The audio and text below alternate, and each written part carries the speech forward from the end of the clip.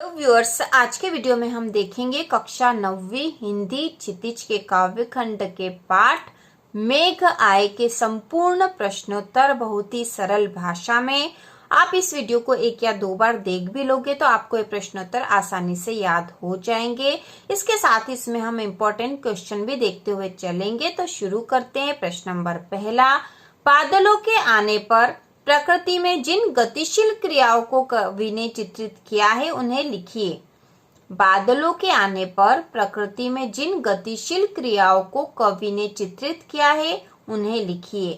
तो इसका उत्तर है बादलों के आने पर हवा चलने लगती है। तो हमें यहाँ पे क्रियाएं ही लिखनी थी, तो क्रियाएं हम पॉइंट से लिख देंगे। पहला पॉइंट हम लिख देंगे बादलों के आने पर हवा चलने लगती है। दूसरा है आंधी आती है और धूल उड़ती है। तीसरा है नदी ठिठक जाती है और चौथा है तालाब पानी से भर जाते हैं। इसके बाद प्रश्न नंबर दूसरा है निम्नलिखित किसके प्रतीक हैं। तो इसमें दे रखे हैं धूल, पेड़, नदी, लता और ताल, ये किसके प्रतीक है इस कविता मेघ आए में। तो धूल जो है नवयुवती की प्रतीक है, पेड़ गांव के पुरुष का प्रतीक है, नदी विवाहित औरतें की प्रतीक है, लता नवविवाहिता या पत्नी का प्रतीक है और ताल घर का सदस्य, ठीक है, ताल जो है घर के सदस्य का प्रतीक है। इसके बाद प्रश्न नंबर तीसरा है लता ने बादल रूपी मेहमान को किस तरह देखा और क्यों। तो इसका उत्तर है लता जो नवविवाहिता पत्नी है ने बादल रूपी मेहमान जो उसका पति है और साल भर बाद आया है उसे किवाड़ की ओट से उत्सुकता से देखा। लता जो नवविवाहिता पत्नी, क्योंकि उसका विवाह अभी अभी ही हुआ है, ने बादल रूपी मेहमान जो उसका पति है, बादल जो आए हैं, मेघ वास्तव में जो आए हैं वो उस गांव के दामाद है और लता जो है नवविवाहिता पत्नी है उसकी, और वह जो दामाद है साल भर बाद आया है उसकी नवविवाहिता पत्नी उसे किवाड़ की ओट से उत्सुकता से और शर्मा के देखती है। लता जो नवविवाहिता पत्नी है ने बादल रूपी मेहमान जो उसका पति है और जो साल भर बाद आया उसे किवाड़ की ओट से उत्सुकता से देखा। इसके बाद प्रश्न नंबर चौथा है भाव स्पष्ट कीजिए। तो इसमें क वाला है क्षमा करो गांठ खुल गई अब भरम की। क्षमा करो गांठ खुल गई अब भरम की। तो इसका भाव है नवविवाहिता पत्नी इस भ्रम में थी कि पति आएंगे या नहीं, किंतु जब बादल रूपी उसके पति आ गए तो उसका भ्रम दूर हो गया। तो कविता जो है मेघ आए, मेघ मतलब बादल ही होता है, तो यहाँ पे बादल लिखा है, बादल वास्तव में मेघ ही है। तो नवविवाहिता पत्नी इस भ्रम में थी कि पति आएंगे या नहीं, किंतु जब बादल रूपी उसके पति आ गए तो उसका भ्रम दूर हो गया। इसके बाद अगला ख वाला है बाकी चितवन उठा नदी ठिठकी घूंघट सरके। तो इसका भाव है गांव की औरतें घूंघट सरकाकर गांव में आए मेघ रूपी दामाद को तिरछी निगाहों से देख रही है। नदी ठिठक गई है क्योंकि बादलों के आने से वह पानी से भर जाएगी। गांव की औरतें घूंघट सरकाकर गांव में आए मेघ रूपी दामाद को तिरछी निगाहों से देख रही है। नदी ठिठक गई है क्योंकि बादलों के आने से वह पानी से भर जाएगी। बाकी चितवन उठा नदी ठिठकी घूंघट सरके। तो मेघ जब आ जाते हैं, बादल जो आ जाते हैं, तो बादल जो है वह गांव के दामाद है और उनको देखकर गांव की जो औरतें हैं, क्योंकि गांव में घूंघट संस्कृति होती है, घूंघट रखती औरतें, तो घूंघट उठाकर अपना बाकी चितवन से उन गांव के दामाद को देखती है। अगला प्रश्न नंबर 5वां है मेघ रूपी मेहमान के आने से वातावरण में क्या परिवर्तन हुए। तो मेघ रूपी मेहमान के आने से वातावरण में जो परिवर्तन हुए वो इस प्रकार है। तो पहला है कि मेघ रूपी मेहमान के आने पर तेज हवा चलने लगी। दूसरा है उन्हें देखने के लिए दरवाजे खिड़की खुलने लगे। तीसरा है आंधी आ गई, धूल उड़ने लगी और पेड़ स्वागत में झुक गए। चौथा है नदी ठिठक गई और तालाब पानी से भर गए। तो बहुत ही आसान उत्तर है मेघ रूपी मेहमान के आने से वातावरण में क्या परिवर्तन हुए, और इम्पोर्टेंट क्वेश्चन भी है यह। मेघ रूपी मेहमान के आने पर तेज हवा चलने लगी, उन्हें देखने के लिए दरवाजे खिड़की खुलने लगे, आंधी आ गई, धूल उड़ने लगी और पेड़ स्वागत में झुक गए। नदी ठिठक गई और तालाब पानी से भर गए। वेरी इंपॉर्टेंट क्वेश्चन है। इसके बाद प्रश्न नंबर 6 है, मेघों के लिए बन ठन के सवर के आने की बात क्यों कही गई है? मेघों के लिए बन ठन के सवर के आने की बात क्यों कही गई है? तो इसका उत्तर है, मेघ जब आते हैं तो आकाश में सुंदर सजीले बादल दिखाई देते हैं। मेघ और बादल पर्यायवाची शब्द हैं, ठीक है। मेघ ही बादल है, मेघ और बादल पर्यायवाची, हम यहाँ मेघ भी लिख सकते हैं।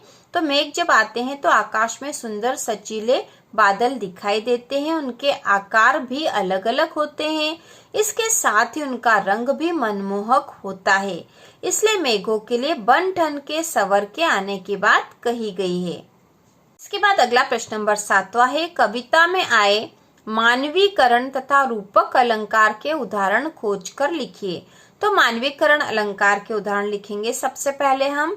तो मानवीकरण अलंकार के उदाहरण है, आगे आगे नाचती बयार चली। दूसरा है, मेघ आए बड़े बन ठन के सवर के। तीसरा है, पेड़ झुक झांकने लगे गर्दन उचकाए। चौथा है, धूल भागी घाघरा उठाए। और पांचवा है, बोली अकुलाई लता। इसके साथ ही रूपक अलंकार के उदाहरण में हम लिख देंगे क्षितिज अटारी और मिलन के अश्रु। ये 2 रूपक अलंकार के उदाहरण है। इसके बाद प्रश्न नंबर 8वां है, कविता में जिन रीति रिवाजों का मार्मिक चित्रण हुआ है उनका वर्णन कीजिए। कविता में जिन रीति रिवाजों का मार्मिक चित्रण हुआ है उनका वर्णन कीजिए। तो इसका उत्तर है, गांव में मेहमान के आने पर उनका स्वागत करना। दूसरा है, मेहमान का घर के बुजुर्ग झुककर प्रणाम करते हैं। तीसरा है, गांव की औरतें घूंघट करती है। और चौथा है, मेहमान का पैर धुलवा के स्वागत करना। ये सारे रीति रिवाज है जिनका चित्रण किया गया है इस कविता में। तो कविता में जिन रीति रिवाजों का मार्मिक चित्रण हुआ उनका वर्णन कीजिए। तो जिन जिन रीति रिवाजों का चित्रण हुआ है वह हमें बताना था, तो हमने बता दिया है। पहली थी कि गांव में मेहमान के आने पर उनका स्वागत करना। ये रिवाज आज भी है कि मेहमान आते हैं तो उनका स्वागत किया जाता है। दूसरा है, मेहमान का घर के बुजुर्ग झुककर प्रणाम करते हैं, तो यह भी रीति रिवाज होता है। फिर तीसरा है, गांव की औरतें घूंघट करती है, तो यह भी रीति है। और चौथा है, मेहमान का पैर धुलवा के स्वागत करना।